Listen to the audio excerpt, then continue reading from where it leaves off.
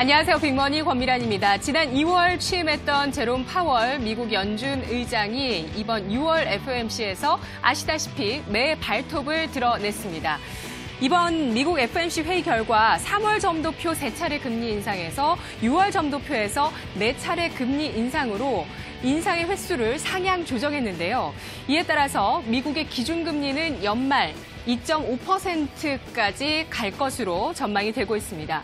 미국이 긴축의 고삐를 죄고 있고 유럽도 보조를 맞추고 있는데요. 테이퍼링을 간밤에 시사했습니다. 간밤 유럽 중앙은행이 양적 완화 정책을 종료하는 출구 전략의 가이드라인을 제시했는데요. ECB 쪽에서는 오는 10월부터 12월에는 자산 매입 규모를 월 150억 유로로 감축시키고 그리고 연말에 바로 이 양적 완화 정책인 자산 매입을 없애기로 했습니다. 이후에 사상 최저 수준의 금리를 적어도 내년 여름까지 유지하겠다라고 밝혔는데요. 사상 초유의 저금리 정책, 제로금리 정책을 편 이후 10년 만에 미국은 금리 인상을 본격적으로 시행하고 있고 유럽 쪽에서는 테이퍼링을 나타내면서 긴축 정책이 나오고 있습니다. 다시 한번 확인하지만 이러한 선진국의 움직임은 경기 호조세를 바탕으로 하고 있는데요. 트럼프 행정부의 대규모 감세 정책 덕분에 이 완전 고용으로 2018년 미국의 실업률은 나타나고 있고요. 또 양호한 경제 성장률을 보여주면서 이제 인플레이션까지 자극될 수 있는 시기가 왔기 때문에 이러한 경기 과열을 미연에 방지하기 위해서 기준금리를 올려나가겠다라는 포지션을 연준에서 취하고 있는 겁니다. 금리 인상에 탄력을 가하면 어떻게 될까요? 다음 그림 보시죠.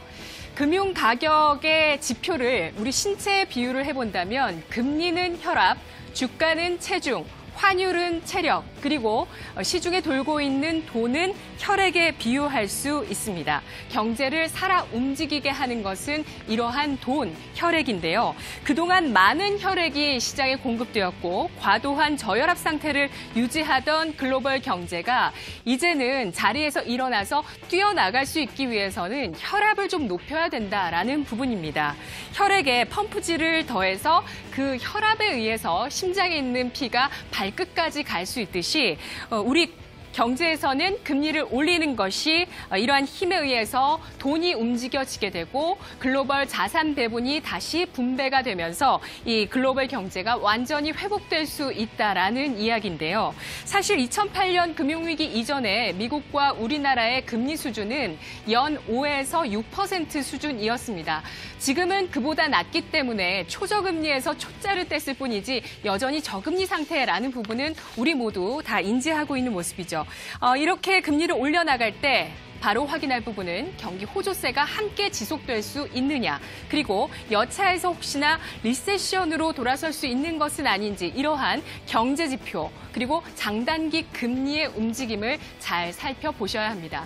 그리고 가계 쪽에서는요. 이제는 부채에 대한 관리가 필요한 시기인데요. 저금리가 유지되더라도 이 초저금리에서 대출했던 자산 같은 경우는 금리가 조금씩 올라가게 되었을 때 이자 부담이 2배, 3배로 급격하게 늘어날 수 있기 때문에 부채 관리가 굉장히 중요한 시기입니다. 그리고 주식시장은 저금리로 인해서 풀려나갔던 유동성, 이 하나의 프로펠러를 떼게 되는 것이기 때문에 나머지 하나의 프로펠러, 이 경기만을 가지고 우리 주식시장의 비행기가 잘 움직일 수 있는지 점검하는 시간이 계속될 것으로 보여지고 있는데요. 월가에서는 일각에서 2020년 위기설이 제기되기도 합니다. 미국 경제가 10년의 경기 호조 사이클을 타고 난 이후에 2019년 말 혹은 2020년 미국의 대선을 기점으로 해서 경기 후퇴, 리세션이 올 수도 있겠다라는 시각이 최근 들어서 조금씩 나오고 있는데요. 미국이 금리 인상 속도를 높이고 또 유럽까지 양적 완화를 종료하게 되면서 경기의 시장에 초점이 모아지고 있고요. 또 이러한 금리 차이로 인해서 나타나는 금융시장의 자산 분배의 변화들, 그리고 금융시장의 자금 이동들에 대해서 시장의 관심이 모아지고 있습니다. 하지만 이것은 불확실성으로 작용하기도 하죠. 지금 내가 버티고 있는 자산에서 다른 쪽으로 이 혈압에 따라서 돈이 흘러갔을 때 자칫 내가 큰 손실을 볼 수도 있기 때문이기 말이죠. 자, 그렇다면 이러한 시기, 이러한 스토리에 눈을 돌려보시는 것 건 어떨까요? 나는 하루 1시간 주식 투자로 연봉을 번다라는 책을 써낸 직장인 최금식 씨가 주식으로 순자산 12억 원을 벌었다고 하네요. 어떤 비결이 있었을까요? 2년 동안 월급의 절반 정도인 150만 원을 한 가지 주식을 매달 샀다고 합니다. 여기서 포인트는 매달 분할 매수해서 2년 동안 투자를 한 것이고요. 또 하나의 포인트는 한 가지 주식만 샀다는 것인데요. 하나의 종목을 2년간 장기 매수하는 이러한 투자 방식을 터득하게 된 것은 그만의 또 어떤 이유가 있었습니다. 20살 때부터 주식 투자를 시작을 했는데 15년 동안 계속해서 단기 투자에 초점을 맞췄더니 손실만 계속해서 커지더랍니다. 이렇게 계속 실패하는 방식을 계속 고수할 필요는 없겠죠. 자신에게 맞는 투자 방식을 계속 연구해 나간 결과 원칙을 바꿨는데요. 2년 동안 분할해서 매수를 하고 장기 투자를 하는데 한 가지 종목만을 계속해서 사나가고 그리고 몇 년에 한 번씩 종목을 바꾸는 그러한 움직임으로 투자를 해나갔더니 8년 연속 연 30% 수익을 냈다고 합니다. 대단한 결과가 아닐까 싶은데요. 그 종잣돈은 마이너스 통장에 4천만 원이었다고 하고요. 12억 원까지 순자산을 불린 그의 스토리입니다. 이러한 불확실성의 시대에 활용 가능한 개인 투자자들의 장점으로서 활용 가능한 그러한 투자 전략이 아닐까라는 생각을 해보았는데요. 각자 성향에 맞는 투자 스타일을 잘 만들어 나가실 수 있도록 오늘도 빅머니가 도와드리겠습니다.